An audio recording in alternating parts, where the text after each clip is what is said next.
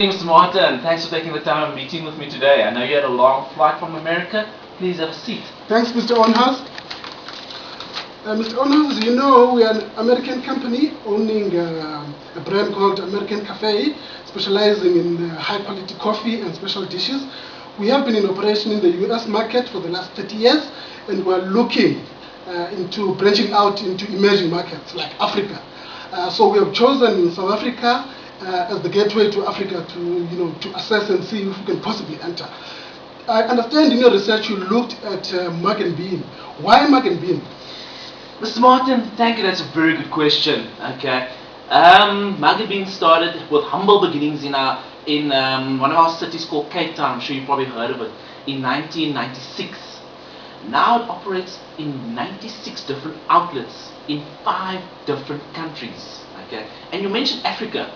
One of the 2 African countries that operates is Botswana and Namibia, okay, as well as the Middle East. And in the space of 17 years, 96 outlets, okay, just shows the phenomenal growth that Mug and Bean has obtained.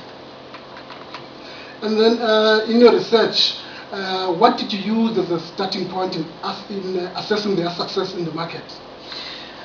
Mr. Martin, the starting point for any of our research, okay, is to look at each organization's brand promise. You might ask the question, what is a brand promise? What is a brand promise? Yeah. A brand promise is what, okay, what companies promises their clients they will deliver on either their product or their service. Okay. Like for example, Mug and Bean, their brand promise is on generosity, the size of the muffins they offer their customers. Okay.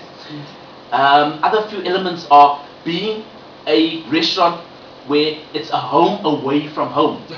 Okay, I'm sure that makes a little sense. Yes, okay. Of course, yes. The third one, office away from office, where people could meet, have business meetings and the like, and just a comfortable place where people can just chat, relax, have a business meeting and so forth.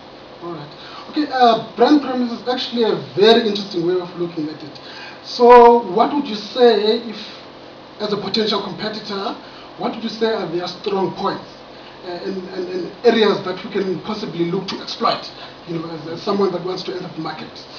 Well, as I mentioned, the first 3, okay, generosity, they're delivering strongly in that brand promise, okay, with regards to the size of the muffins and the bottomless cups of coffee that they offer their customers. A home away from home, definitely, they delivered strongly on that particular brand promise. Where we found that they lagged or where there could be a potential weakness, okay, for a competitor to come in and tap into that particular weakness is the office away from office. And let me explain to you. Okay, simple thing, just having accessible point plugs for laptop connections. The size of their eating tables, okay, is so small that you could barely fit a laptop plus any other working material as well. So in addition to that, in light of that information, what would you say you would recommend that we do as a course of action?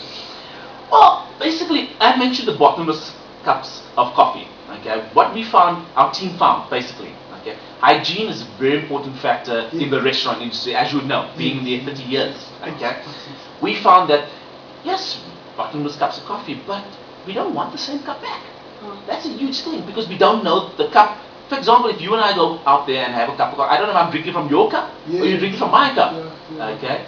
Other things like, for example, like what Starbucks, big American brand, okay, in the coffee industry as well, where they could actually, by tapping into their customer loyalty, okay, by bringing about a loyalty program for their customers, there's something that they could utilize as well. So we find that as elements that a competitor could tap into. Okay. No, thank you for that useful information. We and the board will look into our assessment and decide where to go from here. All right. Thank you, Mr. Onhouse. Mr. Martin, thank you for your time and have a good flight back. Thank you.